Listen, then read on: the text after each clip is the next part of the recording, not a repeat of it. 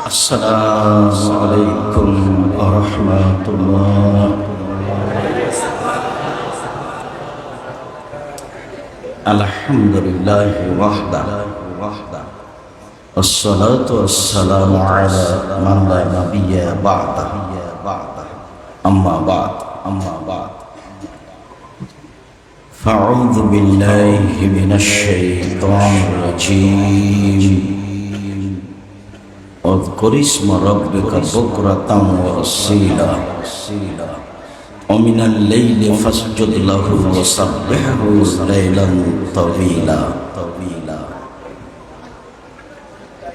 عن عائشة رضي الله تعالى عنها قالت كان النبي صلى الله عليه وسلم يصلي فيما بين أن يفرغ من صلاة العشاء والفجر 11 ركعة ويسلم من كل ركعتين ويوتر بواحدة رواه البخاري ومسلم.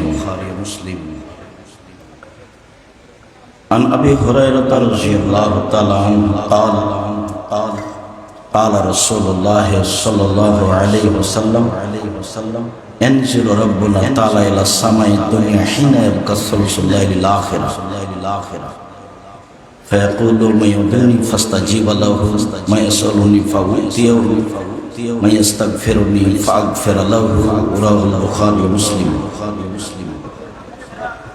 সম্মানিত অত্র দিনী বৈঠকের মুসলিম ভাই বোন প্রশংসা আল্লাহর জন্য শান্তি অবতীর্ণ হোক আল্লাহর রাসূলের উপর সাল্লাল্লাহু আলাইহি ওয়াসাল্লাম. আজকের দিনে বৈঠকে সংক্ষিপ্ত সময়ে বক্তব্যের বিষয় রাতের সালাত. 5 ওয়াক্ত সালাত আদায় করতে হবে জরুরি, যা আল্লাহর আদেশ. এরপরেও মানুষ ইহকাল পরকালে কিছু পেতে চায়. ইহকালে কিছু অর্থ সম্পদ, বাড়িঘর, জমি জায়গা, আহাল পরিবার, সুখ সুবিধা পেতে চায়. পরকালে জান্নাত পেতে চায়. চাওয়ার লক্ষ্যে রাতের সালাতের বিকল্প নেই. রাতের সালাত আদায় করে আল্লাহর কাছে চাইলে তা হবে সবচেয়ে সুন্দর এবং ওই সময় আল্লাহ তাআলাকে নিকটে পাওয়া যায়. উমামা বাহিলী রাদিয়াল্লাহু তাআলা আনহু বলেন, এই ছেলেরা তোমাদের এখানে হইচই কেন? ঘটনা কি?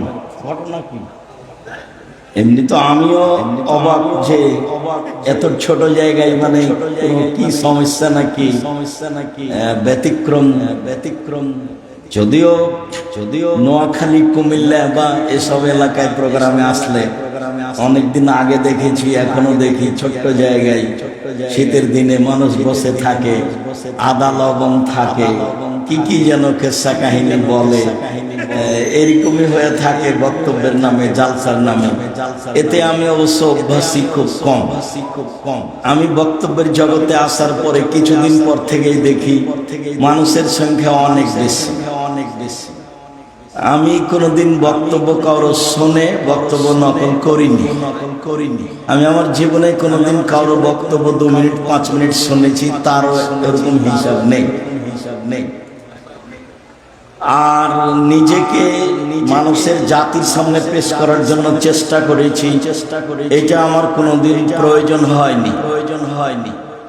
আমি মানুষের সামনে দাঁড়ালে সম্ভবপর আমার ভাঙাচোরা টুটা ফাটা বিদ্যা দিয়ে কোরআন এবং হাদিসের কিছু অনুবাদ করি. তাতে আমার দৃঢ়তা কাজ করে যে আমি জাতিকে ধর্মের নামে ফাঁকি দিই. এইটা আমার খুব দৃঢ়তা কাজ করে. উমামা বাহিলী রাদিয়াল্লাহু তাআলা আনহু বলেন, রাসূল সাল্লাল্লাহু আলাইহি ওয়াসাল্লাম বলেছেন, আলাইকুম বিকিয়ামিল লাইল ফাইনহু দাবুস সালিহিনা ক্বাবলাকুম. পৃথিবীর মানুষ, পুরুষ নারী, তোমরা রাতে সালাত আদায় করো. এইটা হচ্ছে অতীতের নবী, রাসূল, সিদ্দিক, শুহাদা, পরহেজগার মানুষের কাজ. যারা জীবনে আল্লাহর কাছে কিছু দাবি দাওয়া রেখেছে আর পরহেজগারিতায় উচ্চ থেকে উচ্চ পর্যায়ে যাওয়ার চেষ্টা করেছে, তাদের হলো কাজ রাতে সালাত আদায় করা। পৃথিবীর মানুষ, পুরুষ নারী, তোমরা এতে অভ্যাসী হও।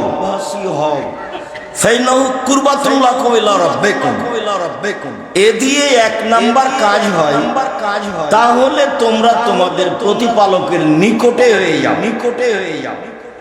নিকটে হওয়া যায়। এক, দুই ওয়া মাগফিরাতুল লিসায়াত, পাপ মিটে যায়। তিন, মানহাতুন আনিল ইসম, পাপ থেকে মানুষ দূরে সরে যায়, পাপ তার থেকে সরে যায়। জীবন বাজি রেখে চেষ্টা চালাচ্ছেন কতগুলো পাপ বন্ধ করার, তারপরে এক পর্যায়ে সেই পাপ হয়েই যায়। কসম করেও টিকতে পারেন। তো রাসূল সাল্লাল্লাহু আলাইহি ওয়াসাল্লাম বলেন, রাতে সালাত আদায় করো, তিনটে সুবিধা পাবা। এক, প্রতিপালককে নিকটে পাবা, তখন যা ইচ্ছা বলে নিবা। দুই, পাপ মিটে যাবে। তিন, তুমি পাপ থেকে দূরে সরে যাবা, পাপ তোমার থেকে সরে যাবে। রাতে সালাত আদায় করতে শিখো। আমর ইবনে আব্বাস রাদিয়াল্লাহু তাআলা আনহু বলেন, রাসূল সাল্লাল্লাহু আলাইহি ওয়াসাল্লাম বলেছেন, আকরাবুর রাব্ব মিনাল আবদ ফি সুলুসিল লাইলিল আখির। রাতের 3 ভাগের 2 ভাগ পার হলে আল্লাহ মানুষের সবচেয়ে নিকটে হয়ে যায়। রাতের 3 ভাগের 2 ভাগ পার হলে আল্লাহ সবচেয়ে মানুষের নিকটে হয়ে যায়। তো এখন আল্লাহর নবী আমর ইবনে আবাসাকে বলছেন, তুমি যদি পারো আনতাকুনা মিম্মান ইয়াযকুরুল্লাহ ফি তিলকা সাআত ফাকুন, যে তুমিও যারা ডাকে শেষ রাতে আল্লাহকে, তাদের অন্তর্ভুক্ত হতে চাও। তুমি মনে করো না, আমি যেন মনে না করি যে আমি রাত 2টায় ঘুমাই গান বাজনা বন্ধ করে, আমি রাত 3টায় ঘুমাই, আমি সন্ধ্যায় ঘুমাই, সকাল 8টায় উঠি। সারা পৃথিবীর সবাই এরকম করে, এই কথা ঠিক নয়। বহু মানুষ রাত 10টায় শুয়ে যায়, 1টায় 2টায় 3টায় উঠে ফজরের সালাত পর্যন্ত, সূর্য ডোবা সূর্য ওঠা পর্যন্ত আল্লাহকে ডাকে।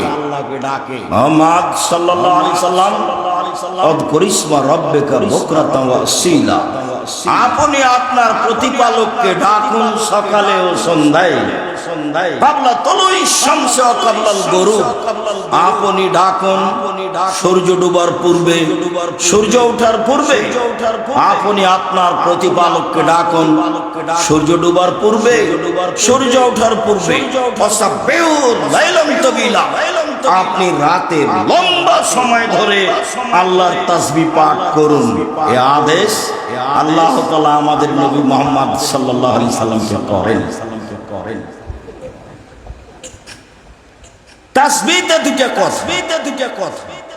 আবু হুরায়রা রাদিয়াল্লাহু তাআলা আনহু বলেন, রাসূল সাল্লাল্লাহু আলাইহি ওয়াসাল্লাম বলেছেন, কালিমাতানি, দুটি বাক্য, খাফিফাতানে আলাল লিসানে, উচ্চারণে একেবারেই হালকা।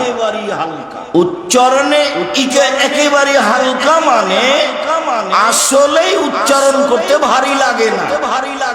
হালকা মানে এমন ইবাদত যাতে ওযু করা লাগে না। দুনিয়াতে এমন ইবাদত আছে যা ওযু ছাড়া হয়ই না।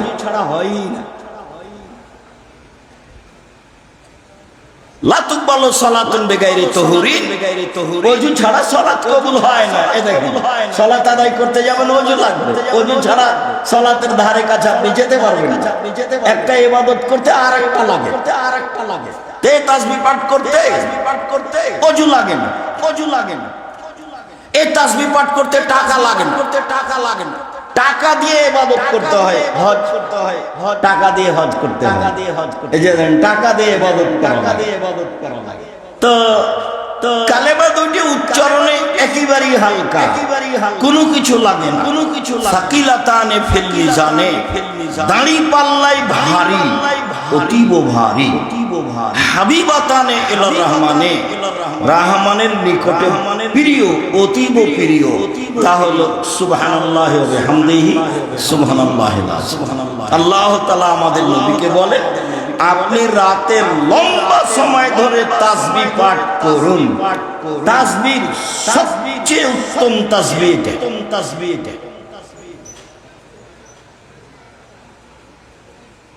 আবু হুরায়রা রাদিয়াল্লাহু তাআলা আনহু বলেন, রাসূল সাল্লাল্লাহু আলাইহি ওয়াসাল্লাম একদা বললেন যে ইত্তাকু, তোমরা বাঁচো, নিজেকে বাঁচাও। তখন সাহাবীগণ বলছেন, কাদ হাজার আলাজিব, শত্রু কি চলে এসেছে, বাঁচাবো বলে নিজেকে? ঘটনা কি? কিসে থেকে বাঁচাবো নিজেকে? ইত্তাকু মিনান নার, তোমরা জাহান্নাম থেকে বাঁচো। সবচেয়ে উত্তম কালেমা বলো মুজান্নেবাতুন মুআক্কেবাতুন। তাহলে ও তোমাদেরকে সামনে থেকে বাঁচাবে, পিছন থেকে বাঁচাবে। ও তোমাদের সামনে থেকে বাঁচাবে, পিছন থেকে বাঁচাবে। আহুন্না, আর সেটা হবে স্থায়ী শতামল। সুবহানাল্লাহি আলহামদুলিল্লাহি ওয়া লা ইলাহা ইল্লাল্লাহ, আল্লাহু আকবার। এই তাসবিহ সামনে থেকে বাঁচাবে, পিছন থেকে বাঁচাবে জাহান্নাম থেকে, এবং ইবাদত হিসেবে হবে এটা স্থায়ী শতামল তাসবিহ। আল্লাহ তাআলা আমাদের নবীকে আদেশ করেন, আপনি রাতে লম্বা সময় ধরে তাসবিহ পাঠ করুন। আপনি আপনার মতো করুন। আজকের বৈঠকে আমি সবচেয়ে উত্তম তাসবিহ বললাম সুবহানাল্লাহি ওয়া বিহামদিহি সুবহানাল্লাহিল আযীম, আর বললাম সুবহানাল্লাহি ওয়া আলহামদুলিল্লাহি ওয়া লা ইলাহা ইল্লাল্লাহ, আল্লাহু আকবার। এইগুলির কোনো বার নাই, এগুলো তাসবিহর কোনো বার নেই। দোয়া ইউনুস নয় যে ১৬ লক্ষ বার পড়বেন। বলছে যে আমাদের পীর বলেছেন ১৬ লক্ষ বার দোয়া ইউনুস পড়ো। আচ্ছা, মানুষ কি ১৬ লক্ষ বার পারবে? নিখুঁত ভাবে পীরেরও জীবনে হয় না, কোনদিন ১৬ লক্ষ বার কি আর এখানে আছে? এই কি ঢং? এর নাম ধর্ম? বলে দোয়া ইউনুস পড়ো, বিপদে আপদে পড়ো। আল্লাহ তাআলা বলেন, ইউনুস দোয়া ইউনুস পড়েছে, আমি তাকে বিপদ থেকে উদ্ধার করেছি। পৃথিবীর যে কোনো মানুষ যে কোনো বিপদে দোয়া ইউনুস পড়বে, আমি তাকে রক্ষা করব। মুহাম্মদ সাল্লাল্লাহু আলাইহি ওয়াসাল্লাম বলেছেন, যে কোনো পুরুষ নারী, ছোট থেকে ছোট ফিসাই, ছোট থেকে ছোট, বড় থেকে বড়, যে কোনো বিপদের মুখোমুখি হয়ে দোয়া ইউনুস পড়লে আল্লাহ তার কথা গ্রহণ করবেন। এই কথা মুহাম্মদ সাল্লাল্লাহু আলাইহি ওয়াসাল্লাম। বারের তাসবিহ হলো সুবহানাল্লাহি ওয়া বিহামদিহি 100 বার। বারের তাসবিহ হলো সুবহানাল্লাহ, আলহামদুলিল্লাহ, আল্লাহু আকবার। আর বারের জিকির হলো লা ইলাহা ইল্লাল্লাহু ওয়াহদাহু লা শারীকা লাহু, লাহুল মুলকু ওয়া লাহুল হামদু ওয়া হুয়া আলা কুল্লি শাইইন কাদির। দিনে 100 বার, 24 ঘন্টায় অন্তত 100 বার। আর আগে যেগুলো বললাম সেগুলোর বার নাই, দোয়া ইউনুসের বার নাই, যে যাবা। আল্লাহ তাআলা আমাদের নবীকে এইভাবে বলেন।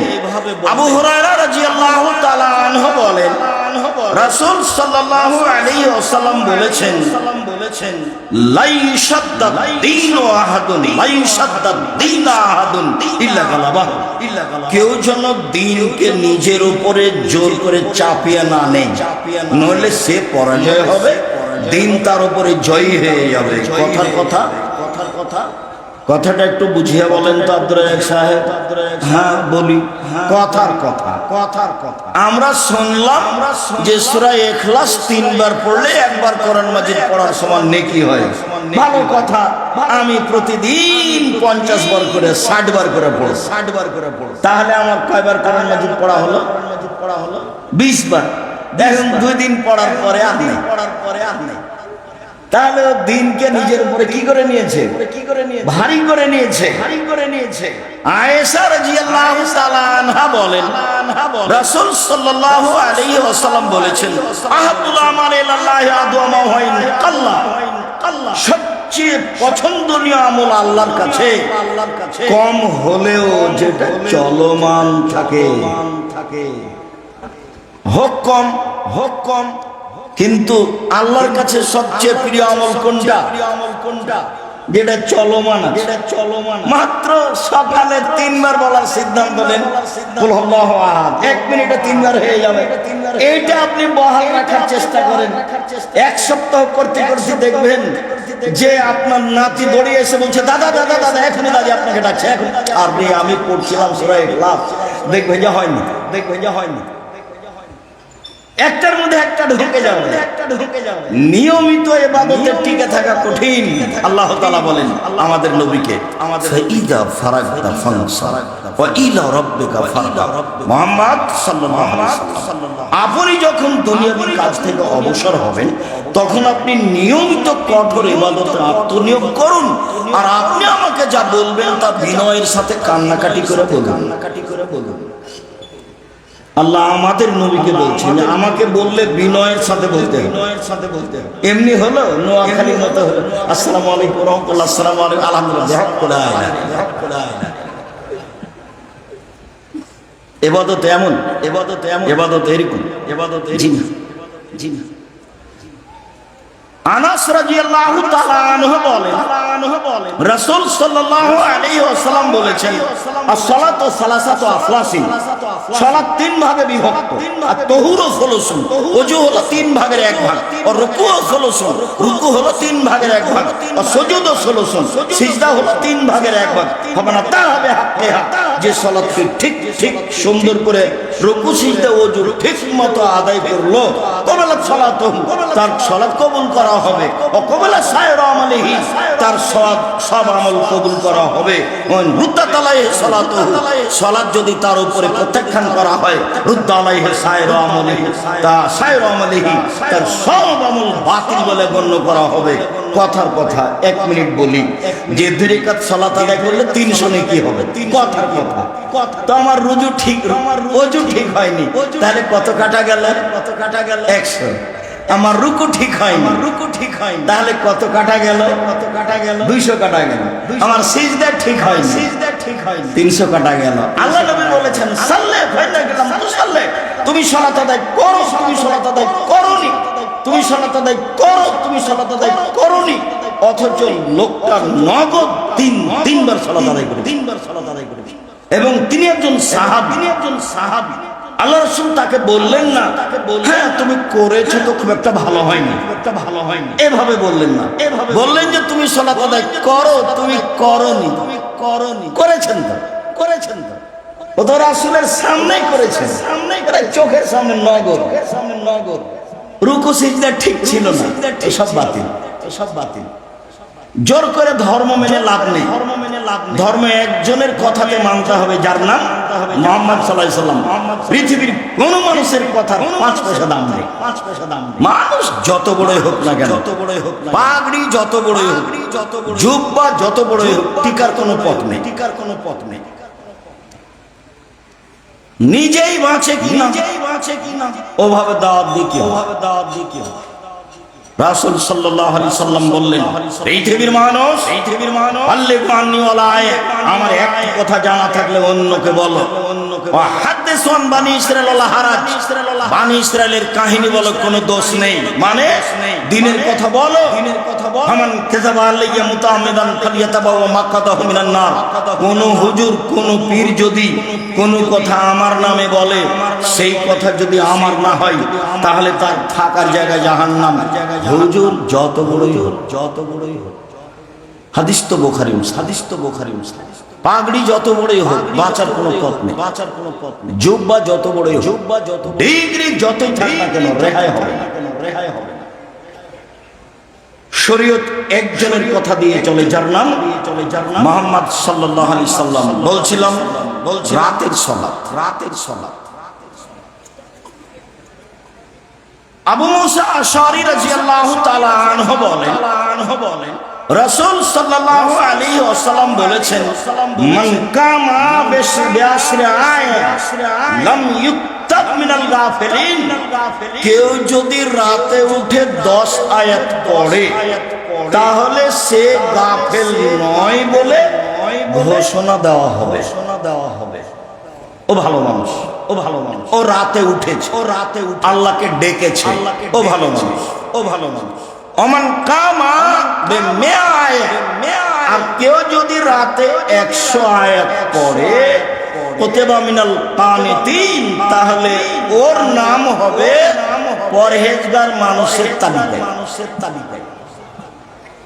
যারা ইবাদত করে রাতে, আল্লাহকে ডাকে রাতে, তাদের তালিকায়। ওমান কামা বিআলফি আয়াত, আর কেউ যদি রাতে 1000 আয়াত পড়ে তাহলে কুতিবা মিনাল মুকান্তিরিন, যারা ইবাদতের সর্বোচ্চ মর্যাদার অধিকারী, তাদের তালিকা তার নাম হবে। যারা ইবাদতের জগতে সর্বোচ্চ মর্যাদার অধিকারী, একবারে বড় বড় দামি দামি জান্নাত পাবে যারা, তাদের তালিকায় চলে যাবে বড় বড় জান্নাত।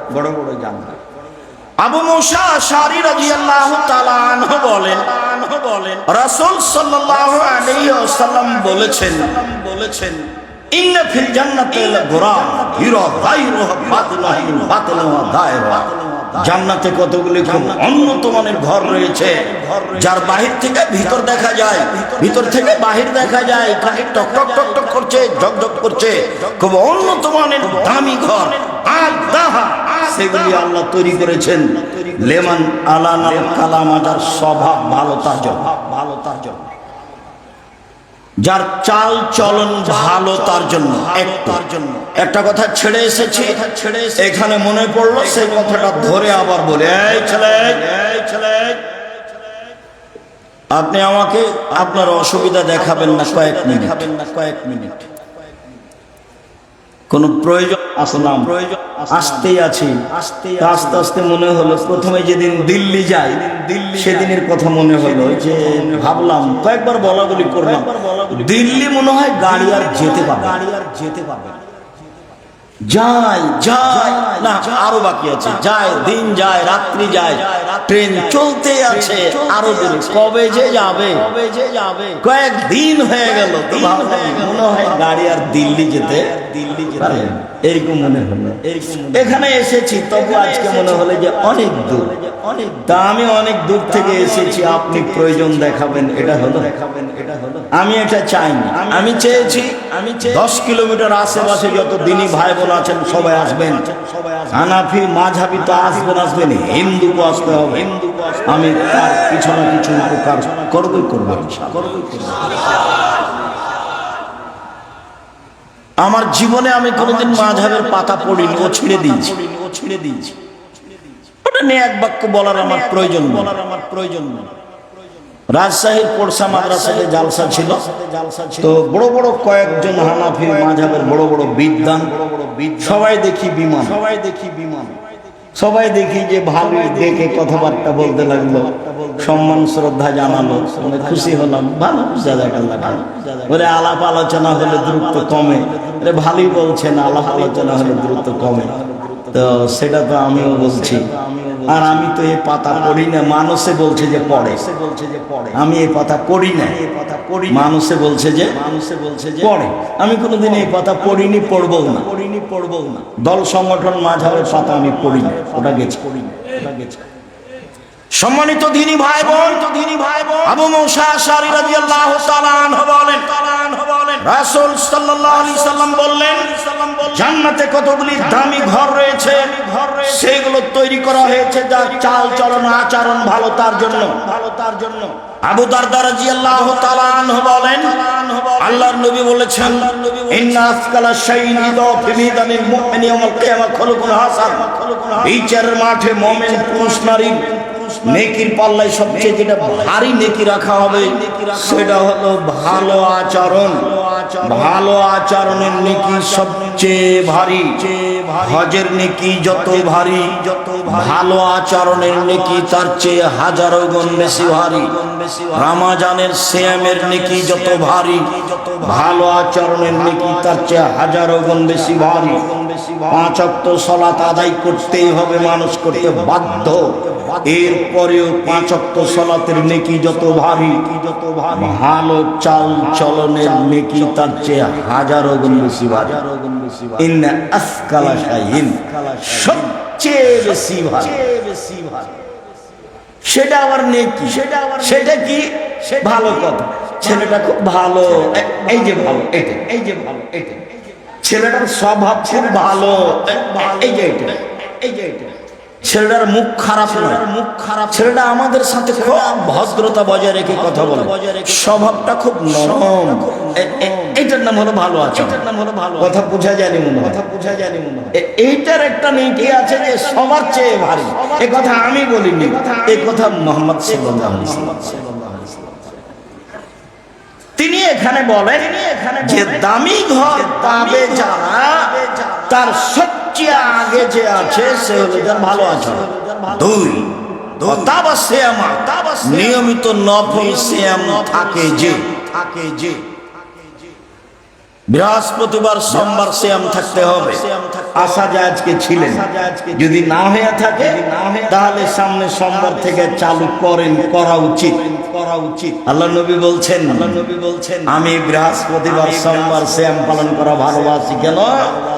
এই 2 দিনে মানুষের পাপ নেকির রিপোর্ট পেশ করা হয়। আমি ভালোবাসি, আমার যখন পাপ নেকি পেশ করা হবে তখন আল্লাহ দেখুক যে আমি সিয়াম আছি, দেখো আমার রিপোর্ট, দেখো আমার রিপোর্ট, দেখো আমার রিপোর্ট। আল্লাহর নবী, আচ্ছা আপনি শাবান মাসে এত বেশি সিয়াম থাকেন কেন?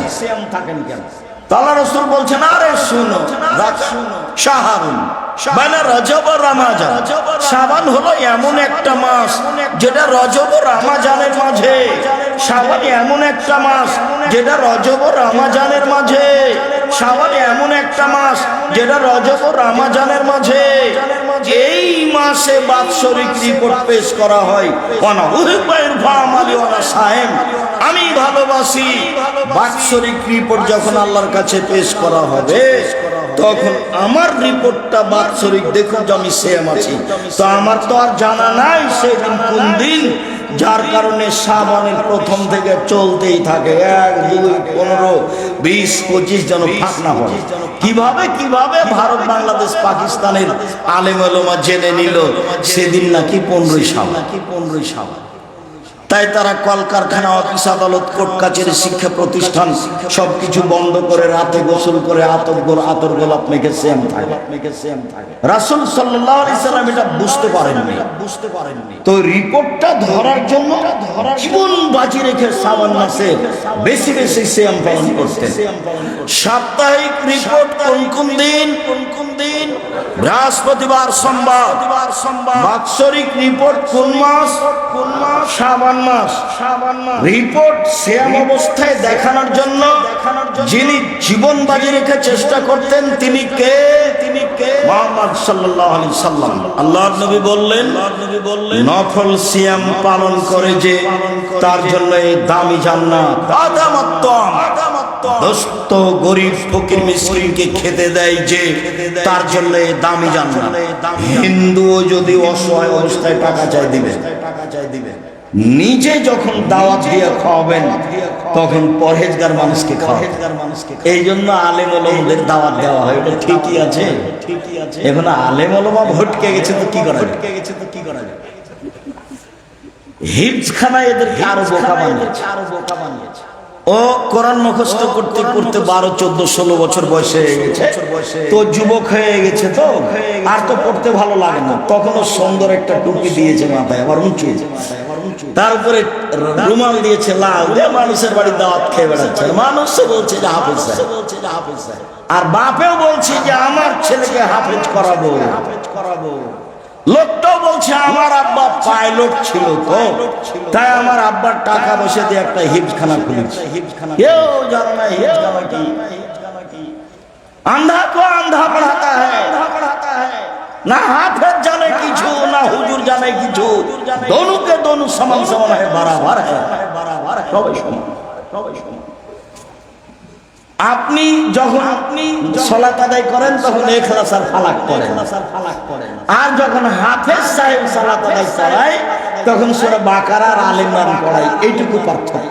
আপনি যেমন জানেন না ওও তেমন জানেন, তবে আপনি তার চেয়ে বেশি জানেন। কেন? ধর্মকে আপনি ভালোবাসার সুবাদে আপনি পরিশ্রম করেন, ও তো দাওয়াত খাওয়ার তালে আছে, ও পরিশ্রমও করে, পরিশ্রমও করে।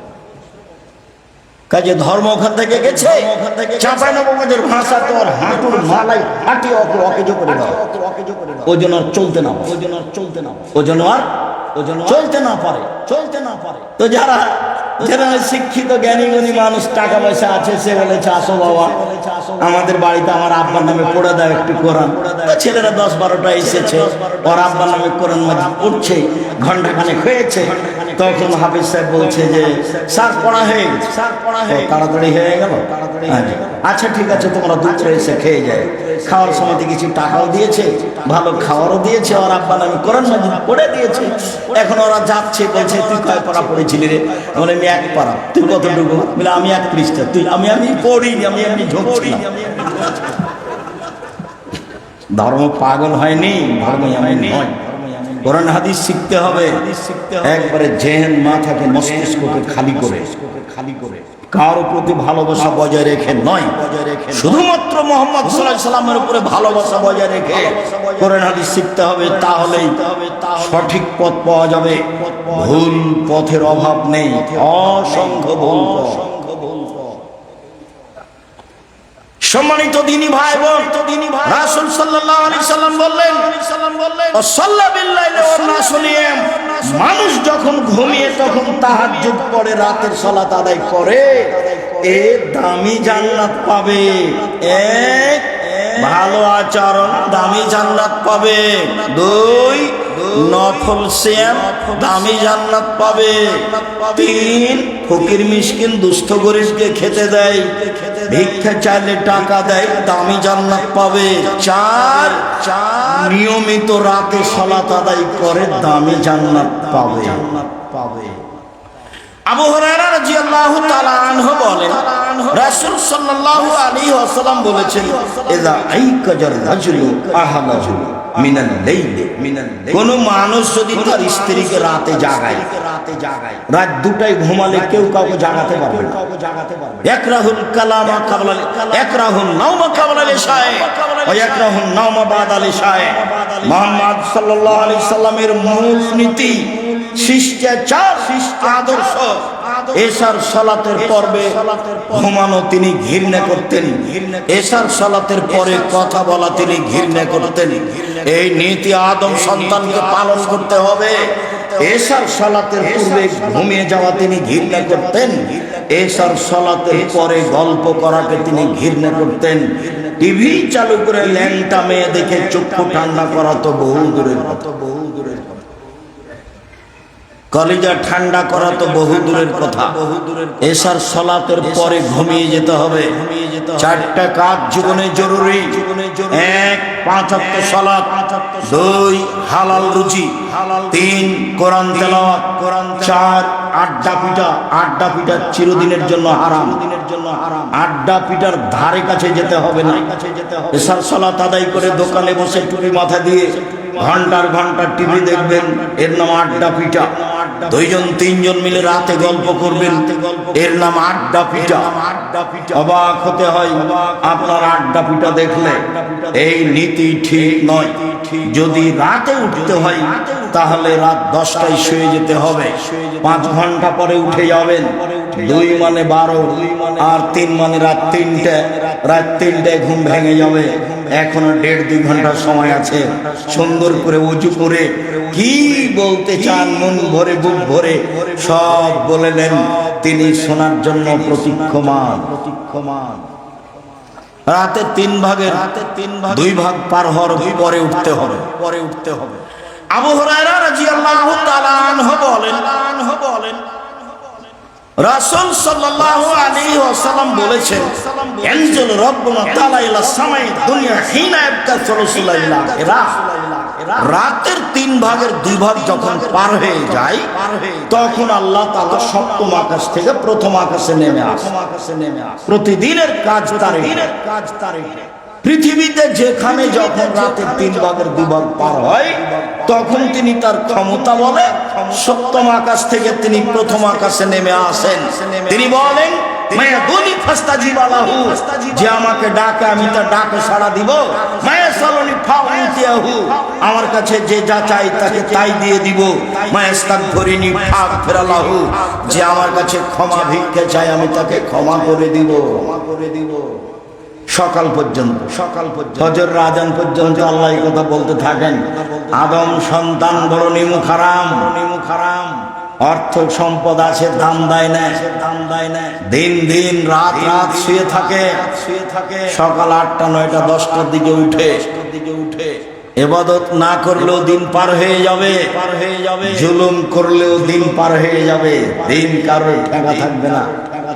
জুলুম করলে জালেম একদিন ধরা পড়ে যাবে, আর ইবাদত না করলে বিচারের মাঠে খালি উঠবেন শূন্য হাতে, সেটাও বিপদ ডেকে আনবে। আর জুলুম করলে তো হবেই, জালেমের 2 বার বিচার হয়, জালেমের 2 বার বিচার হবে। জালেম তার ক্ষমতা অনুযায়ী জুলুম করতে থাকে। আল্লাহর নবী বলছেন, ইন্নাল্লাহ ইউমলিল যালিম, আল্লাহ তাআলা জালেমকে জুলুম করার সুযোগ দেন। ও করে, জুলুম করে, মানুষকে আইনে ঘরে রাখে, মানুষের চক্ষু বন্ধ করে কাপড় দিয়ে ঢেকে সাগরে ফেলে দেয়, আলেম ওলামাকে জেলে রেখে হত্যা করে, আজীবন জেলে দেয়। কত জুলুম! 10 শতক জমির দাম যা, রেস্টি খরচ তা, চতুর্দিক থেকে জুলুম নেমে আসে। কত দিন চলবে? ফেরাউনের যদি 100 বছর চলে তার কারো চলতে পারে। ফেরাউনের যদি 100 বছর চলে, কত মানুষ ফেরাউনের হাতে দুনিয়া থেকে বিদায় নিল মাজলুম হয়ে। তবু আল্লাহ তাআলা দেখতে থাকলেন, দেখতে আছেন। একদিন সময় শেষ হয়ে গেল, আর আপনাদেরও সময় শেষ হয়ে গেল, সময় 45 মিনিট। জুলুম একদিন ঠেকা খাবেই, আজ হোক আর কাল হোক, জুলুম একদিন ঠেকা খাবেই। তবে বিচারের মাঠে আবার বিচার হবে, সেটা কঠিন। যারা জাকাত দেয় না তারাও জ্বালায়, তারা কার উপরে জুলুম করেছে? ফকির মিসকিনের উপরে জুলুম, এদের বিচার দেরিতে। একটা কথা মনে রাখবেন, জালেমের বিচার দেরিতে। কেউ যদি আমার টাকা কর্জ নিয়ে না দেয় ও জালেম। আমি একজন বড় ব্যবসায়ী, আমার অধীনে থেকেও আমার কাপড় চোপড় টাকা পয়সা আত্মসাৎ করেছে, ও জালেম। আমি জাকাত বের করিনি, আমি জালেম। আমাদের বিচার পরে হবে। একদিন যদি লেট হয় তাহলে 50,000 বছর, আর যদি 3 দিন হয় তাহলে 1.5 লক্ষ বছর। কত দিন দেরি হবে আল্লাহ ভালো। বিচারের মাঠে যেন জালেম অবস্থায় উঠতে না হয়, খুব কঠিন, কারো রক্ষা হবে না। অনেকদিন পরে হলো ফেরাউন চলে গেছে। আল্লাহ তাআলা মুসাকে বলছেন ফেরাউনের কাছে যেতে হবে। মুসা আলাইহিস সালাম বলছেন, আমি ভালো করে ভাষায় কথা বলতে পারি না, মুখের সমস্যা আছে, আমি যেতে পারবো না। যেতে হবে। ফেরাউনের পক্ষ থেকে আমার উপর একটা অপরাধের অভিযোগ আছে, সেটা সত্য। 1 থাপ্পড় দিয়ে আমি মানুষ মেরেছি, ও আমাকে মেরে দিবে। তখন বলছেন যে আমি তোমার সাথে আছি, তুমি যাও। ও কিভাবে মারবে দেখবো। বলে আমি একাই যেতে পারবো না, আমার ভাইকে দিতে হবে। ঠিক আছে, তাই হলো। যাহাই চাইলে তাহাই দিলাম। এবার আপনি যান ফেরাউনের কাছে দিয়ে দাবি জানালেন, নিজের অধিকার আগে আদায় করতে হবে। ফেরাউন বনি ইসরাইলকে ছেড়ে দিতে হবে। তখন ফেরাউন বলছে, তুই কে রে? তোমাকে কি শিশুকালে আমি লালন পালন করিনি? তুমি কি বহু বছর আমার মাঝে থাকোনি? তুমি যা করেছো তা করেছো, তুমি তোমার কর্ম করেছো। 1 থাপ্পড়ে তুমি মানুষ মেরেছো, তুমি বড় অকৃতজ্ঞ। আমার বাড়িতে খেয়ে পরে আমার কাছে স্বাধীনতা চাও, তুমি বড় কৃতজ্ঞ। জি জি, আমি এক থাপ্পড়ে মানুষ মেরেছি, এ কথাই ঠিক। আমি তখন ভুল পথে ছিলাম, আপনার হত্যার ভয়ে দেশ ছেড়েছি। আমার প্রতিপালক আমার প্রতি দয়া করেছেন, আমাকে জ্ঞানে গুণে পূর্ণ করেছেন, আমাকে নবী করেছেন। ঠিক তুমি আমার প্রতি অনুগ্রহ করেছ, বাল্য জীবনে আমাকে লালন পালন করেছ, অনুগ্রহ করে তুমি আমাকে খোটা দিয়েছ, খোটা দিয়ে তুমি বনী ইসরাইলকে দাস দাসীতে পরিণত করেছ। তুমি বড় উদ্ধত স্বৈরাচার, সীমা লঙ্ঘন করেছ। ফেরাউন বলল একে হত্যা করতে হবে, হত্যা করতে হবে। আগে আগে মূসা পালালেন, পিছে পিছে ফেরাউন ধাওয়া করলো। সঙ্গী সাথী বললেন ইন্নাল্লাহ মুদরাকুন, আমরা আটকা পড়েছি। তখন মূসা আলাইহিস সালাম বলেন কাল্লা, কখনো নয়, অসম্ভব, এটা হতে পারে না। ইন্না মাইয়া রাব্বি, আমার সাথে আমার প্রতিপালক রয়েছেন, সায়াহদিনী, তিনি আমাকে পথ দেখাবেন। ফেরাউন আমাকে ধরে নিবে মানে এটা হতেই পারে না। একটু আগে আল্লাহ বললেন মূসা আমি তোমার সাথে আছি, তোমার সাথে আছি। এখন মূসা আলাইহিস সালাম বলছেন আল্লাহ আমার সাথে আছে, সাথে আছে। বাঁচার পথ আল্লাহ বের করে দিলেন। এক পর্যায়ে ফেরাউন জুলুম থেকে বিরত হয়ে দুনিয়া থেকে বিদায় নিয়ে নিল। বলল আন্নাহু লা ইলাহা ইল্লাল্লাযী আমানাত বিহি বনী ইসরাঈল, আমি ফেরাউন সে আল্লাহকে মেনে নিলাম যে আল্লাহকে বনী ইসরাঈল মেনে নিয়েছে। আনা মিনাল মুসলিম, আমি ফেরাউন একজন মুসলিম। কে বলছে এই কথা? কে বলছে? ফেরাউন বলছে, ফেরাউন বলছে।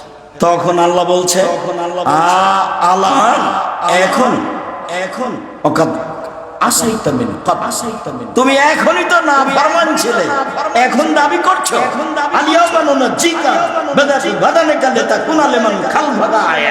ফেরাউন তোমার শরীরটা রেখে দিলাম, চিরদিনের জন্য পৃথিবীর মানুষ তোমাকে দেখে উপদেশ গ্রহণ করবে তুমি জালেম ছিলে, জুলুম করলে একদিন জুলুম শেষ হয়, এটা দেখে তোমাকে মানুষ বুঝবে এবং জুলুম থেকে বিরত হবে মানুষ। বলছিলাম সম্মানিত দিনী ভাই বোন, রাতের 3 ভাগের 2 ভাগ পার হলে উঠে আল্লাহকে কিছু বলেন, পথ সহজ হয়ে যাবে। রাতের 3 ভাগের 2 ভাগ পার হওয়ার পরে উসমান ইবনে আবিল আস রাদিয়াল্লাহু তাআলা আনহু বলেন রাসূল সাল্লাল্লাহু আলাইহি ওয়াসাল্লাম বলেছেন ইযা কানা নিসফুল লাইল ফাতিহাত আবুস সামায়ে, যখন অর্ধেক রাত হয় তখন আকাশের সব দরজা খুলে দেওয়া হয়। মুনাদি মিনাদি মিনা ওয়া ইউনাদি মুনাদি মিনাস সামায়ে, আকাশ থেকে চিৎকার করে আল্লাহ বলেন হাল মিন দাইন ইস্তাজাবু লাহু, কেউ কি ডাকে তার ডাকে সাড়া দেওয়া হবে। কেউ কি আমাকে ডাকে ওর ডাকে আমি সাড়া দিব। হাল মিন সাইলিন ইউতা, কেউ কি কিছু চায় ও যা চায় তাকে তাই দেওয়া হবে। হাল মিন মাকরুবিন ইউফাররাজু আনহু, কেউ কি বিপদগ্রস্ত তাকে বিপদ থেকে উদ্ধার করা হবে। এইভাবে আল্লাহ তাআলা বলেন হাল মিন দাইন ইস্তাজাবু লাহু, কেউ কি আমাকে কিছু বলে আমি তার কথা মেনে নিব। হাল মিন সাইলিন ইউতা, কেউ কি কিছু চাইলে তাকে দেওয়া হবে। হাল মিন মাকরুবিন ইউফাররাজু আনহু, কেউ কি বিপদগ্রস্ত, কারো ছেলে মেয়ে কি বিপদে, কারো কি জমি জায়গা কেউ দখল করেছে, কারো বাড়ি ঘর কি কেউ ভেঙে দিয়েছে, কেউ কি মানুষ হিসেবে বিপদগ্রস্ত, আমাকে বললেই আমি সেটা ঠিক করে দিব। রাতের 3 ভাগের 2 ভাগ অর্ধরাত পার হওয়ার পরে বলতে হবে। সম্মানিত দিনী ভাই বোন, উমামা বাহিলী রাদিয়াল্লাহু তাআলা আনহু বলেন রাসূল সাল্লাল্লাহু আলাইহি সাল্লামকে জিজ্ঞাসা করা হয়েছিল আই দোয়া আসমা, আল্লাহ নবী সবচেয়ে বেশি দোয়া কবুল হয় কখন? তখন রাসূল সাল্লাল্লাহু আলাইহি ওয়াসাল্লাম বললেন, ফি জওফিল লাইলে, রাতের পেটে, রাতের 3 ভাগের 2 ভাগ পার হওয়ার পরে কেউ যদি রাতের পেটে আল্লাহকে কিছু বলে তাহলে আল্লাহ সেটা মেনে নেন। ইবনে আব্বাস রাদিয়াল্লাহু তাআলা আনহু বলেন, বিদ্যু ইনদা খালাতি মাইমুনাতা লাইলাতান, আমি আমার খালা মাইমুনার কাছে একদা রাতে ছিলাম। আমি ছোট ছেলে হলে কি হবে, বুদ্ধির অভাব ছিল না। একদা আমি রাতে আমার খালা মাইমুনার কাছে ছিলাম। নবী সাল্লাল্লাহু আলাইহি সাল্লাম ইনদাহা, তাকদীর বশত আল্লাহর নবী সেদিন আমার খালা মাইমুনার কাছে ছিলেন।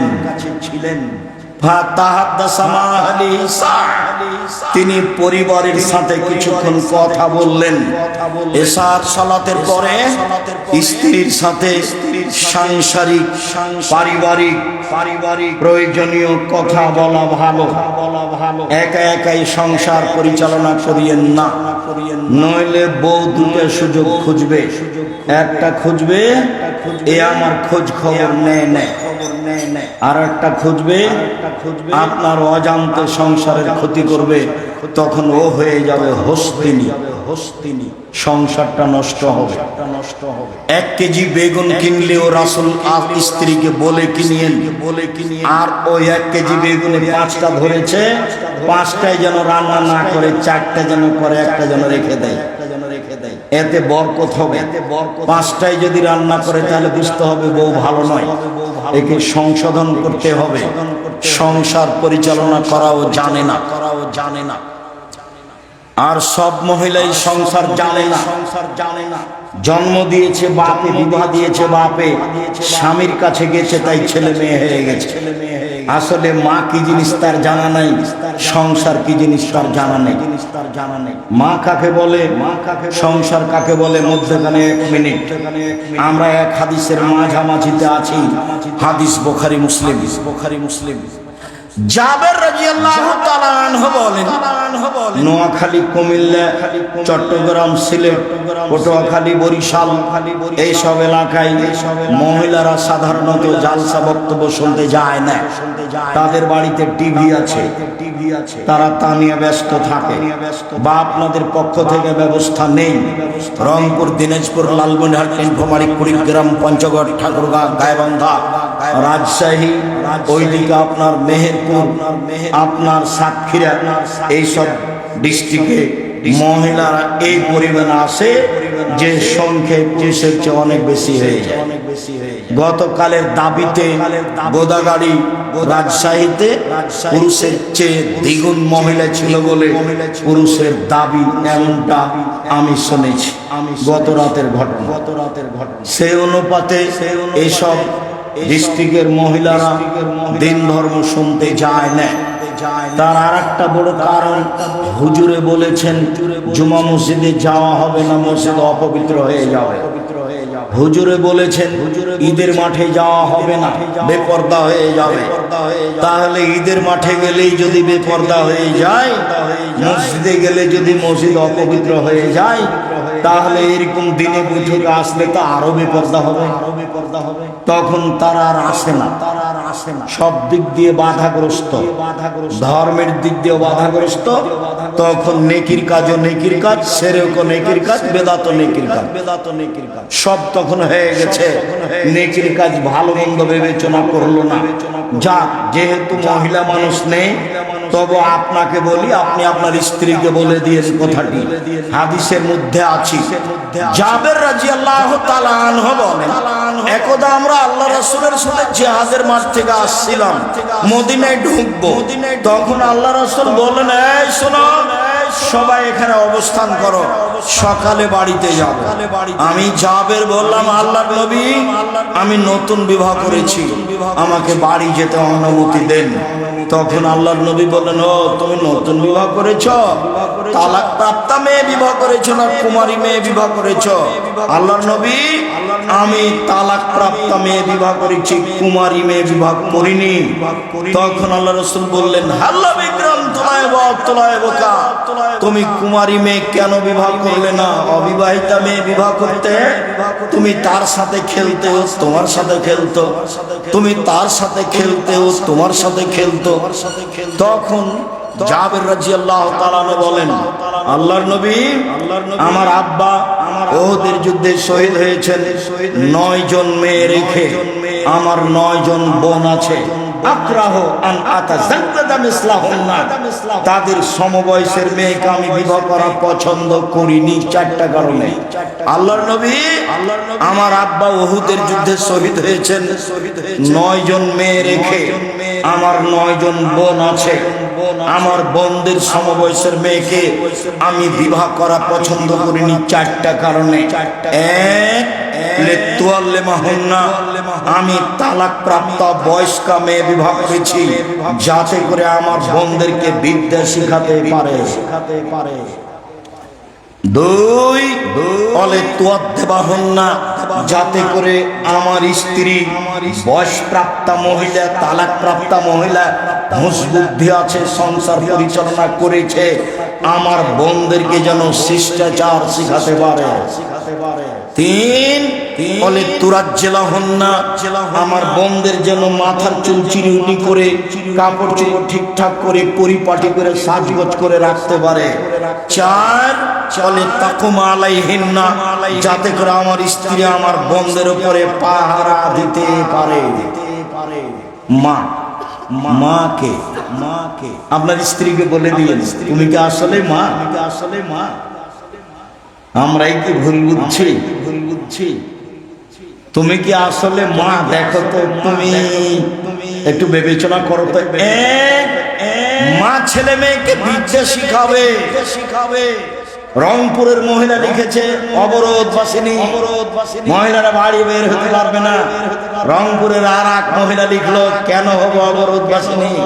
মানে বেগম রোকেয়া ভুল লিখেছে। রংপুরের এক মহিলা লিখলো, শিক্ষা বনাম জাহেলিয়াত, 1 থেকে নিয়ে ক্লাস 10 পর্যন্ত আপাতত যেসব বই পুস্তক লেখা হয়েছে এগুলো বই নয়, এটা শিক্ষার নামে জাহেলিয়াত। তাহলে মা বাচ্চাকে শিখাবে কি? ওমা তোমার আকাশ তোমার বাতাস, আমার প্রাণে বাজায় বাঁশি। আব্দুর রাজ্জাক সাহেব বললেন, তোর বাপের আকাশ। তখন সিলেট কোর্টে 5,000 কোটি টাকার মামলা হলো। আব্দুর রাজ্জাক বিন ইউসুফ কবি ঠাকুরের নিন্দা করেছে। ঠাকুর বলেছে, ও কালিমা তোমার আকাশ তোমার বাতাস, যতবার বলছে তোমার আকাশ তোমার বাতাস, ততবার ঠাকুর বলছে, ও কালিমা তোমার আকাশ তোমার বাতাস। মুসলমানের অশিক্ষিত সন্তান, বাপ মা সবাই ওই পবিত্র মুখে বলছে, ও মা তোমার আকাশ তোমার বাতাস। ঠাকুর বলছে, ও কালিমা তোমার আকাশ তোমার বাতাস। জজ বলল, আপনি কি পিস টিভির আলোচক? জি, আমি পিস টিভির আলোচক আব্দুর রাজ্জাক বিন ইউসুফ। জজ বললেন, আপনার মামলা খারিজ করে দিলাম। সুনামগঞ্জ কোর্টে উঠলাম, কাঠগড়াই। তখন জজ বললেন, আপনি এই জন্য এসেছেন তা আমার মনে হয় না, অন্য কারণ আছে। যাক, মামলার নথি থাকলো, আপনার সাথে আমার অন্য কথা আছে। 14-15 মিনিট তিনি অন্য কথা বললেন। উকিল আমাকে বলেছেন, চিরদিন আপনার কথা শুনেছি, আজকে আমার কথা শুনবেন, মুখ খুলবেন না। এর নাম জজ, যা বলবে সেটাই হবে। যা বলছে বলে নেই, ঠিক আছে তাই হলো, আপনার কথা আমি মেনে নিলাম। ও যা বললো আমি তা শুনলাম। শেষে উনি বললেন, আপনার জামিন মঞ্জুর করা হলো, তবে তিনি বললেন না যে আপনার মামলা খারিজ করে দিলাম, এ কথা বললেন না। আর একবার গেছিলাম, তারপর থাকেনি। নজরুল ইসলাম বলেছেন, মসজিদের পাশে কবর দিও ভাই, এই গুনাহগার গোরাবাজ হতে পাইবে রেহাই। তো মসজিদের পাশে কবর দিলে কবরে শাস্তি মাফ হয়ে যাবে। তখন আমি বললাম যে মসজিদের পাশে কেন? আপনার বাপের কবর যদি কাবা ঘরের নিচে হয়, হবে না? আমল দেখেই বিচার হবে, আমল দেখেই বিচার হবে। এইটা শিখাবে মা। দুই, শিষ্টাচার শিখাবে মা। মা জানে না শিষ্টাচার কাকে বলে। আপনি একটা বাচ্চার পেশাব পায়খানার পট নিয়ে গেছেন, সেটা হলো ঘোড়া। এই পট আমাদের বাসায় 3 মিনিট থাকার সুযোগ রাখে না, আপনার বাসায় মাস মাস বছর বছর আছে। এটা হয় কি করে? আপনার স্ত্রীও মেনে নিয়েছেন, আপনি মেনে নিয়েছেন। আয়েশা রাদিয়াল্লাহু তাআলা আনহা বলেন, আল্লাহর নবী বাড়িতে ঢোকে যত পাতিল পাত্র জাতীয় প্রাণী ছবি মূর্তি আছে হাতে হাতে ভেঙে দিতেন। বাড়িতে ঢোকার সাথে সাথে যত কাপড়ে ছবি মূর্তি আছে ধরে তিনি সব ছিঁড়ে ফেলে দিতেন। আজকে বাড়িতে ঢোকে পট ভেঙে দিতে হবে, অন্যথায় মাথা কেটে রাখতে হবে। বক্তব্যের সাথে মুনাফিকি করে কোনো লাভ নেই। যখন আপনাদের সরকার 45 মিনিটের মধ্যে চলে গেলেন, তখন প্রথম বক্তব্য ছিল জুলুম, দ্বিতীয় বক্তব্য ছিল আত্মসাৎ, তৃতীয় বক্তব্য ছিল ছবি ও মূর্তি। বিস্তারিত দেখুন, ছবি মূর্তি ইউটিউবে দেওয়া আছে। জুমার খুতবা আব্দুর রাজ্জাক বিন ইউসুফ ছবি মূর্তি। সেখানে আপনার সামনে লম্বা আলোচনা পেশ করে রেখেছি। আপনার স্ত্রী বাজার থেকে একটা তরকারির বাটি কিনে নিয়ে এসেছেন, সেটা হলো কাতল মাছ। আপনার স্ত্রী একটা আয়না কিনেছে, সেটা হলো রুই মাছ। আপনার স্ত্রী কিছু প্লেট কিনেছে, সেটা হলো চিংড়ি মাছ। আপনার স্ত্রী শোকেজে কাঁকড়া সাজিয়ে রেখেছে। কে বলো শিক্ষিত দামে জিনা ওর শিষ্টাচার জানা নাই। দরজা বন্ধ করতে সে জানে না, বাচ্চা কোন হাতে খাবে সেটাও জানে না, জানে না কিভাবে বন্ধ করতে হবে সেটা তার জানা নাই, বাচ্চাকে কোন পটে পেশাব পায়খানা করাতে হবে তার জানা নাই, জামা গায়ে দেওয়ার সময় কোন হাত আগে দিতে হবে তার জানা নাই, বাচ্চা পায়খানায় ঢুকলে কি দোয়া পড়বে তার জানা নাই, তার জানা নাই শিষ্টাচার। আমি তালাকপ্রাপ্তা মহিলা, বুদ্ধিমতী মহিলা বিবাহ করেছি যাতে করে আমার বোনদেরকে কি দিতে পারে, শিষ্টাচার দিতে পারে। শিষ্টাচার কি জিনিস? একটাই মানুষের শিষ্টাচার চলে, যার নাম মুহাম্মদ সাল্লাল্লাহু আলাইহি সাল্লাম। আরবি হলে কি হবে? শিষ্টাচারের টিকে থাকা খুব কঠিন। ছোট ছেলে আব্দুর রহিম মিশরে পড়াশোনা করত, সেই সুবাদে গাজা ফিলিস্তিনের লোককে সাহায্য করতে গেলাম। সাহায্য করতে গিয়ে যে সবগুলো জিনিস দেওয়া আছে ওই পাত্রে দেওয়ার সময় সবাই বাম হাতে নিচ্ছে, সবাই বাম হাতে দিচ্ছে, পুরুষ নারী সবাই। দেওয়া বন্ধ করে একটা বক্তব্য দিলাম, ডান হাতে নিতে হবে। তারা আমার চেয়ে বেশি বুঝলো, তারা হচ্ছে মূল আরবি মানুষ। আমি নবীর কথা বললাম, একবারে হাসি মুখে খটখট করে মেনে নিল, বুঝলো। এবার যখন আবার দিলাম তখন বাম হাতে নিল। কেন? মানুষ অভ্যাসের দাস। ওটা হলো চলমান গতি, বুঝলো ঠিকই, কিন্তু নেওয়ার সময় বাম হাত বাড়ালো। দেখেন এক শ্রেণীর শিক্ষিত মানুষ বাম হাতে খাচ্ছে আপনার সামনে। ও আবার চেয়ারম্যান, ও আবার মেম্বার, ও আবার ডিসি, ও আবার এমপি, ও আবার প্রতি বছর হজ করে। আপনিও তার মধ্যে হবেন না, বাম হাতের সুযোগ নেই। আয়েশা রাদিয়াল্লাহু তাআলা আনহা বলেন, কানে ইয়াদু রাসূলুল্লাহ সাল্লাল্লাহু আলাইহি ওয়াসাল্লাম, রাসূলের ডান হাত ছিল খাদ্যের জন্য, ভালো কাজের জন্য। ওয়া ইয়াদু রাসূলুল্লাহ সাল্লাল্লাহু আলাইহি ওয়াসাল্লাম, রাসূলের বাম হাত ছিল লিখালাইহি ওমিন কাদা, পেশাব পায়খানার জন্য আর অপবিত্রতার জন্য। পানি খরচ বাম হাতে, পেশাব পায়খানা বাম হাতে, পুরুষ অঙ্গ স্ত্রী অঙ্গ স্পর্শ বাম হাতে, খারাপ কিছু বাম হাতে। তো মানুষ এখন বাম হাতে পানি খাচ্ছে, তার মানে মানুষ এখন খারাপ হয়ে গেছে। মানুষের এখন বিবেক কমে গেছে, বুদ্ধি কমে গেছে। তিন, আমার বোনদেরকে যত্ন করে রাখবে, মাথার চুল চিরুনি করে সুন্দর করে। চার, পাহারা দিবে। মা মানে পাহারাদার। আম্মু কোথায় গেছিলেন? চুলকে উপর দিকে বেঁধে ধামাওয়ালির মতো করে কোথায় যাচ্ছ? চুল খোলো, চুল পিছন দিকে বাঁধো, ওভাবে করেছো। চুলের বাম দিকে সিধি করেছো, মাঝামাঝি করো। কে বলবে এগুলো? মা। ছি ছি ছি, আম্মু খালেদা নখ বড় কেন? হায় করেছো কি তুমি? আমাদের নবী বলেছেন নবীগণের বৈশিষ্ট্য 10টি। আমাদের নবী বলেছেন নবীগণের স্বভাব হলো 10টি। আমাদের নবী বলেছেন সকল নবীর স্বভাব হলো 10টি, বৈশিষ্ট্য হলো 10টি।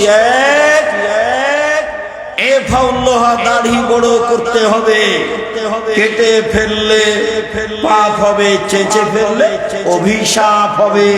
ও তখন মহিলা হতে চায়, মহিলার দাড়ি নেই, মহিলার দাড়ি চেঁচে ফেলে মহিলা হতে চায়, তখন এটা অভিশাপ হবে। চোখের পাওয়ার কমে যাবে, স্ত্রী মিলন ক্ষমতা কমে যাবে। দাড়ি থাকলে এগুলি থাকবে। 2 কাসুস সারে মুছ কেটে ফেলতে হবে, ব্লেড নয়, চেঁচে ফেলতে হবে না, কিছু মুছ থাকবে, কিছু কাটতে হবে। 3 কাসুলাত পারে নখ কেটে ফেলতে হবে। পুরুষ নারী সবাইকে নখ কেটে ফেলতে হবে, বাধ্য নখ কাটতে হবে। এই খালে দেখ ছি, নখ বড় কেন? নখ কাটো। রাস্তাঘাটে প্রায় সব মেয়েরই নখ বড়, আপনার চোখে পড়ে। ওর বাপ নাই, ওর বাপ নাই, ওর ওটা চাচা, যাকে ও বাপ বলে, যাকে ও বাপ বলে, আর যাকে ও মা বলে সে হলো তার খালা বা সৎমা। এই ছোড়া, এই মাকে যে তার বাচ্চাকে শিষ্টাচার শিখাতে পারে তার নাম মা। নখ বড় আছে, সে তার বাচ্চাকে কি শিষ্টাচার শিখালো? আর বাপে বিবাহ দিয়েছে, স্বামীর কাছে গেছে, সেই জন্য বাচ্চা হয়ে গেছে। কে বলেছে ও মা? ও হচ্ছে হস্তিনী মা, হস্তিনী মা। ও মা নয়, মা হলে স্বভাব ভালো হতে হবে, শিষ্টাচার ভালো হতে হবে। নখ কেন বড়? কপালে কেন টিপ?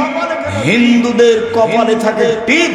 হিন্দু মেয়েদের বিবাহ করার 10টি পদ্ধতি আছে, তার একটি পদ্ধতির নাম রাক্ষসী বিবাহ। মেয়ের বাপ বিবাহ দিবে না, ছেলে বিবাহ করবে। জোর করে যদি কপালে টিপ দিতে পারে তাহলে বিবাহ হয়ে গেছে, বিবাহ হয়ে গেছে। মুসলিম মহিলার কপালে টিপ থাকবে কেন? ইহুদি খ্রিস্টানদের পতিতালয়ের মেয়েদের বৈশিষ্ট্য হলো নখে নেইল পালিশ দেওয়া। ইহুদি খ্রিস্টানদের পতিতালয়ের মেয়েদের বৈশিষ্ট্য হলো নখে নেইল পালিশ দেওয়া। ইহুদি খ্রিস্টানদের পতিতালয়ের মেয়েদের বৈশিষ্ট্য হলো নখে নেইল পালিশ দেওয়া।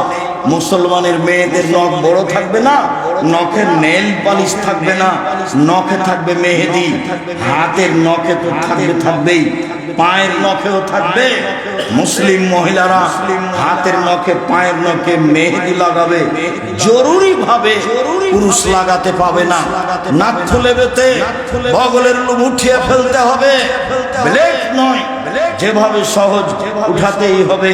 নবীগণের বৈশিষ্ট্য হালাকুলানা, নিচের নুন পরিষ্কার করতে হবে, ঊর্ধ্বে টাইম 40 দিন।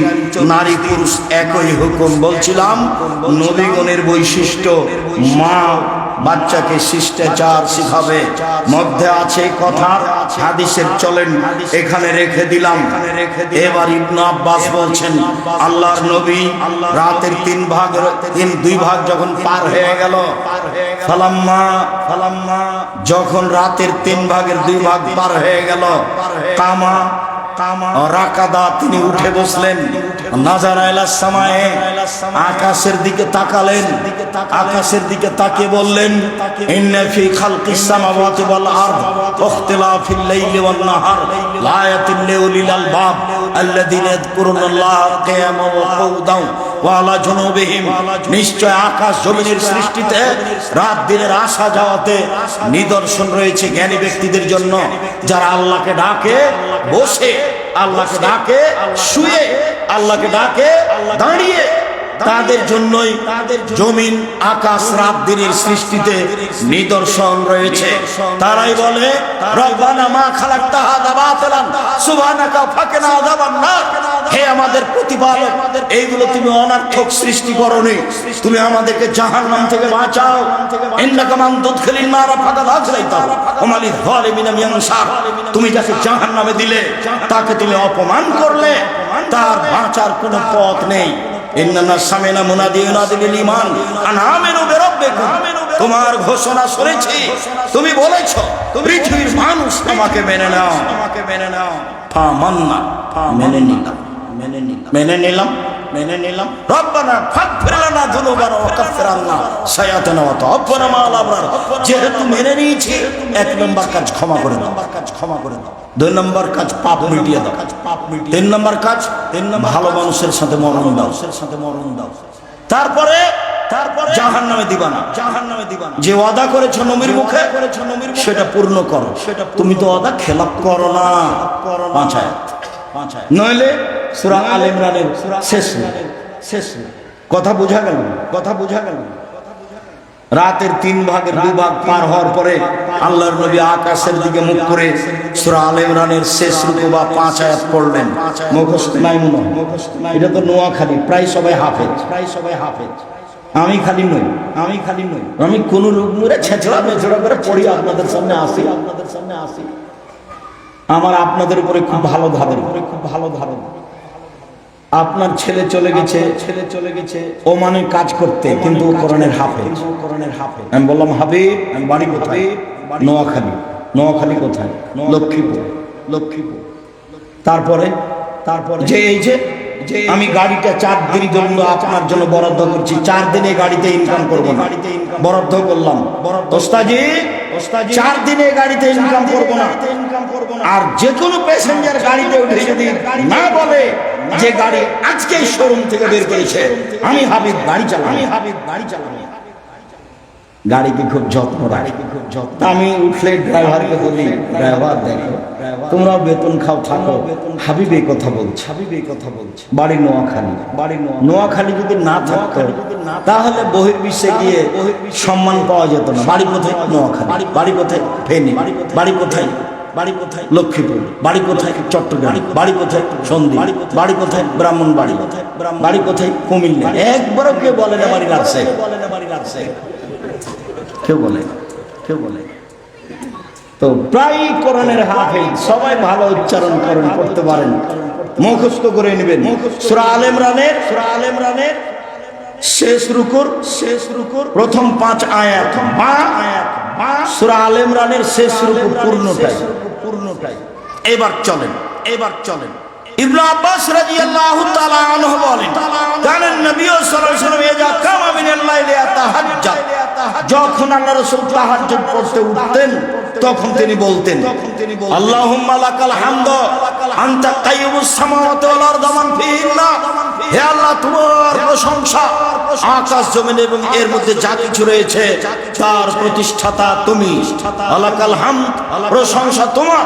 আনতা নূরুস সামাওয়াতি ওয়াল আরদি মান ফিহিন্না, আকাশ জমিনের আলো তুমি, এর মধ্যে যা কিছু রয়েছে রাত তার আলো তুমি।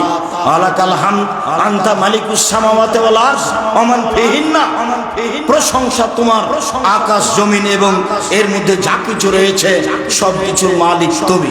ওয়ালাকাল হামদ, প্রশংসা তোমার। আনতাল হক, তুমি সত্য। ওয়াদাকাল হক, তোমার ওয়াদা সত্য। ওয়ালাকা হাক্কুন, বিচারের মাঠে তোমার সাক্ষাৎ সত্য। ওয়াকালুকা হাক্কুন, তোমার কথা সত্য। ওয়াল জান্নাতু হাক্কুন, জান্নাত সত্য। ওয়ান নারু হাক্কুন, জাহান্নাম সত্য। ওয়ান নাবিয়ুনা হাক্কুন, নবীগণ সত্য। মুহাম্মাদুল হাক্কুন, মুহাম্মদ সত্য। ওয়াসাআতু হাক্কুন, কিয়ামত সত্য। আল্লাহু আসলামতু, আমি তোমার কাছে নিজেকে সমর্পণ করলাম। তাওয়াক্কালতু আলাইকা, তোমার উপরে ভরসা করলাম। আমানতু বিকা, তোমাকে মেনে নিলাম। অবেকা নাবতু, আমি তোমার দিকে অভিমুখী হলাম। অবেকা খাসান্ত, সব কিছু তোমার কাছে। ওয়াইলাইকা হাকামতু, বিচারাদি তোমার কাছে পেশ করলাম। আল্লাহুম্মা গফিরলি মা কাদ্দামতু ওয়া মা আখখারতু ওয়া মা আসরারতু ওয়া মা আযানতু ওয়া মা আনতা আ'লামু বিহি মিন্নি। আল্লাহ, আমার আগের পাপ, পরের পাপ, ছোট পাপ, বড় পাপ, প্রকাশ্য পাপ, অপ্রকাশ্য পাপ, আমি জানি না, তুমি জানো, সব পাপ ক্ষমা করে দাও। লা ইলাহা ইল্লা আনতা, তুমি ছাড়া কোনো মাবুদ নেই। আনতাল মুকাদ্দিম ওয়া আনতাল মুআখির, তুমি আগে থেকে আছো, চিরদিন থাকবে। এই দোয়া আল্লাহর নবী পড়লেন। মুখস্থ নেই। যুবক, তোমার জন্য 7 দিন সময়, আর মুরব্বী ভাইজান আপনাদের জন্য সময় হলো 1 মাস। উবাদা ইবনে সামিত রাদিয়াল্লাহু তাআলা আনহু বলেন, আল্লাহর নবী বলেছেন, মান তাররা মিনাল লাইলে, কেউ যদি রাতের 3 ভাগের 2 ভাগ পার হওয়ার পরে উঠে তারপরে বলে লা ইলাহা ইল্লাল্লাহু ওয়াহদাহু লা শারীকা লাহু লাহুল মুলকু ওয়া লাহুল হামদু ওয়া হুয়া আলা কুল্লি শাইইন কাদির ওয়া সুবহানাল্লাহি ওয়া আলহামদুলিল্লাহি ওয়া লা ইলাহা ইল্লাল্লাহু আল্লাহু আকবার ওয়া লা হাওলা ওয়া লা কুওয়াতা ইল্লা বিল্লাহ রব্বিগফিরলি রব্বিগফিরলি, এখন যা বলবে সেটাই মেনে নেবে। সব বুখারী মুসলিম, সব বুখারী মুসলিম, সব সব। এখন এটা বলার পরে তাহলে বলেন, যেভাবে আপনার কুলাই কোরআন মাজিদ পড়েন, তারপর বড় দোয়াটা পড়েন, তারপর এটা পড়েন, এখন বলেন কিছু, কি বলবেন? হাত তুলে বলেন কিছু, আমার ছেলেটাকে বড় করে দাও, নোয়াখালী শহরে একটা জমির ব্যবস্থা করে দাও, কিছু জমি জায়গা করে দাও, একটা ভ্যানের ব্যবস্থা করে দাও, যার যা প্রয়োজন সেটা কিছু বলেন। বললে খুশি হয়, না বললে বেজার হন, বললে খুশি হন, না বললে অসন্তুষ্ট হন। লাইসা শাইউন আকরামা ইনদাল্লাহি মিনাদ দুআ, আল্লাহর কাছে চাওয়া কাজটা যত প্রিয়, পৃথিবীর কোন কাজ তার কাছে তত প্রিয় নয়। সালাত আদায় করলে নেকি হলো। যখন বলেন আল্লাহ আমি ভিক্ষুক, তুমি আমাকে নোয়াখালীতে 500 জমি করে দাও, সব জমি করে দাও, তখন আল্লাহ খুশি হন। আচ্ছা ঠিক আছে, দিয়ার না দি, তুমি ঠিক বলেছো, ঠিক বলেছো, আমি পারি, কোন পীর পারে না, কোন পীর পারে। ঠিক করেছো তুমি, ঠিক করে একটু বলার ঢং ঠিক করে নাও। আগে ইসমে আজম পড়বা, তারপর দরুদ পড়বা, তারপর আমাকে বলবা, নইলে দোয়া ইউনুস পড়বা আগে, তারপর দরুদে ইব্রাহিম পড়বা, তারপরে বলবা নোয়াখালী শহরে 500 জমি দাও, না হলে বলবে একটা ভালো ভ্যান দাও, অনেকদিন থেকে ভ্যানটা ভেঙে আছে। কখন বলতে হবে? রাতের 3 ভাগের 2 ভাগ পার হওয়ার পরে। সম্মানিত দিনী ভাই, মুআয ইবনে জাবাল রাদিয়াল্লাহু তাআলা আনহু বলেন, ইন্না ফিল লাইলি লাসাত লা ইউফিস আবদুল মুসলিম ইয়াসালুল্লাহ ফিহি খায়রান মিন আমরিদ দুনিয়া ওয়াল আখিরাহ ইল্লা আতাহু ইয়াহু। কেউ যদি ওই সময় আল্লাহকে ডাকে, রাতে একটা অংশ আছে, একটা সময় আছে, ওই সময়ে উঠে আল্লাহকে যে যা বলবেন আল্লাহ সেটা মেনে নেবেন। অনুমান করছি সেটা রাতের 3 ভাগের 2 ভাগ পার হওয়ার পরে। তবে অনুমান করা যেতে পারে রাত 12টার পর থেকে নিয়ে ফজরের আজান পর্যন্ত। তবে রাতের 3 ভাগের 2 ভাগ পার হওয়ার পরেই এটা বেশি সম্ভাবনা, যা আল্লাহর নবী একাধিক হাদিসে বলেছেন। মাইমুনার কাছে যেদিন রাতে ছিলেন, সেদিন রাতের 3 ভাগের 2 ভাগ পার হওয়ার পরে তিনি উঠে আকাশের দিকে মুখ করে আয়াতগুলি পড়লেন। বোঝা যাচ্ছে সময়টা 3 ভাগের 2 ভাগ পার হওয়ার পরেই হবে। মুআয ইবনে জাবাল বলেন, জাবের রাদিয়াল্লাহু তাআলা আনহু বলেন, কেউ যদি ওযু করে ঘুমায় আর রাতে উঠে এবার যা চাইবে তাই পাবে। ওযু করে ঘুমালে এটা বেশি সুবিধা হবে, বেশি সুবিধা হবে। ওযু করে ঘুমাবেন ডান কাতে, বলবেন আল্লাহুম্মা আসলামতু নাফসি ইলাইকা ওয়াজজাহতু ওয়াজহি ইলাইকা ওয়া ফাওয়াজতু আমরি ইলাইকা ওয়ালজাতু জাহরি ইলাইকা রাগবাতু রাহাবাতান ইলাইকা লা মালজা ওয়া লা মানজা মিনকা ইল্লা ইলাইকা আমানতু বিকিতাবিকাল্লাযী আনজালতা ওয়া নাবিয়িকাল্লাযী আরসালতা। এটা ঘুমানোর দোয়া, ঘুমানোর দোয়া। এটা আল্লাহর নবী নিয়মিত বলতেন। এই যাও এলা ফেরাসে ইস্তাজালা শিকহিলাই মান, যখনই তিনি বিছানায় যেতেন তখনই তিনি ডান কাতে শুইতেন। পা কোন দিকে থাকবে এটা বিবেচনা নয়। পেশাব পায়খানার সময় কিবলার দিকে মুখ করা যাবে না, এইটা কথা এসেছে। শোয়ার সময় পা কোন দিকে থাকবে এইটা বিবেচনা আসেনি। ভারত, বাংলাদেশ, পাকিস্তানের লোকেরা বুঝলো যে কিবলার দিকে পা করে শোয়া হবে না। আল্লাহর নবী বললেন ডান কাতে শোও, তোমার পা কোন দিকে আছে এটা বিবেচনার বিষয় নয়। নাটোরে এক জায়গাতে বক্তব্য দিতে গিয়ে কিবলার দিকে পা করে শুয়েছিলাম। 2 জন মানুষ এসে বলল, কিবলার দিকে পা করে যে শুয়ে আছে তার বক্তব্য শুনবো কি? ধর্ম এমনিতেই চলছে, ধর্ম এমনিতেই চলছে, কেউ এর পিছনে বিবেচনা করে না। ডান কাতে শুয়ে এই দোয়া পড়ে শুয়ে যাবেন অজু করে, এবার রাতের 3 ভাগের 2 ভাগ পার হওয়ার পরে আপনি আল্লাহকে বলেন চলেন এইটুকু শেষ করে নি, আর একটু বলে ইসমে আজম পড়বেন। কথা লম্বার থাক। ইসমে আজম হলো আল্লাহুম্মা ইন্নী আসআলুকা বিআন্নাকা আনতাল্লাহ লা ইলাহা ইল্লা আনতাল আহাদুস সামাদুল্লাযী লাম ইয়ালিদ ওয়া লাম ইউলাদ ওয়া লাম ইয়াকুল লাহু কুফুয়ান আহাদ। তারপরে দুরূদে ইব্রাহিম, তারপরে নিজের কথা। যদি এখনই নিতে চান হাত এভাবে উঠাতে হবে, আর যদি চান তাহলে হাত এভাবে মুখের সামনে থাকবে, হাত উঠেই বলবেন। খালি হাত ফিরিয়ে দিতে আল্লাহ লজ্জা পান। এইভাবে উঠাবেন, মানে এখনই দেন, এখনই দেন, এখনই দেন, এখনই দেন। দেরি হতে পারে, দেরি হতে পারে। নবীর দেরি হয়েছে, নবীর দেরি হয়েছে 25 বছর, 25 বছর। আমাদের নবীর দেরি হয়েছে 12 বছর, দেরি হয়েছে 12 বছর। এক নবী দোয়া করছেন আর এক নবী হারিয়ে যাওয়ার কারণে। ইয়াকুব আলাইহিস সালাম দোয়া করছেন, ইউসুফ আলাইহিস সালাম হারিয়ে গেছেন এই জন্য, হারিয়ে গেছেন এই জন্য। তো নবী দোয়া করছেন নবীর জন্য যে আমার ছেলে কোথায় হারালো, তুমি ছেলে ফেরত দাও। চাইতে চাইতে চাইতে 25 বছর পরে ছেলে পাওয়া গেল, ছেলে পাওয়া গেল। আমি এখনই চালাবে, এখনই হয়ে যাবে, এইটা নয়, এইটা নয়। দোয়া জুমার খুতবা, জুমার খুতবা বিশেষ প্রার্থনা আব্দুর রাজ্জাক বিন ইউসুফ, ওখানে বিস্তারিত নিয়ম দেওয়া আছে। আপাতত এই অংশ থেকে যায়, তারপরে চলে যায় অল্প সময়। আজকের জন্য লম্বা করছি না, অনেক দেরি হয়েছে। এতটুক যে, এতটুক যে আয়েশা রাদিয়াল্লাহু তাআলা আনহা বলেন, কানা নবী সাল্লাল্লাহু আলাইহি ওয়াসাল্লাম ইসাল্লি ফিমা বাইনা ইয়াফরাগা মিন সালাতিল ইশা ইলাল ফজর 11 রাকাত। আল্লাহর নবী ইশার সালাতের পর থেকে নিয়ে ফজরের সালাত পর্যন্ত এই সময়ে 11 রাকাত সালাত আদায় করতেন। ওয়াসাল্লামু মিন রাকাতাইনে 2 রাকাত পড়ে সালাম ফিরতেন, 2 রাকাত পড়ে সালাম ফিরতেন। শেষে 1 রাকাত বিতর পড়তেন। 1 রাকাত বিতরের হাদিসের সংখ্যা অনেক বেশি, অনেক বেশি।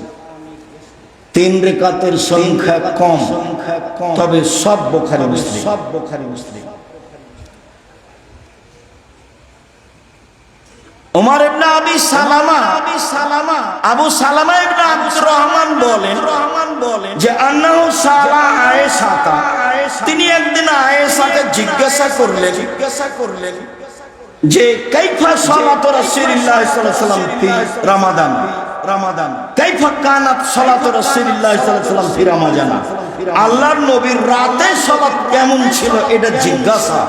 তখন আয়েশা রাদিয়াল্লাহু তাআলা আনহা বললেন, মাকানা ইয়াজিদু আলা 11 রাকাত ফি রমাদান ও ফি গায়রিহি। আল্লাহর নবী রমাদান এবং অন্য মাসে 11 রাকাতের বেশি পড়তেন না। রামাজানও 11 আর অন্য মাসও 11, রামাজানও 11, অন্য মাসও 11, 11-র বেশি পড়তেন না। ইসল্লি আরবান, তিনি প্রথমে 4 রাকাত পড়তেন।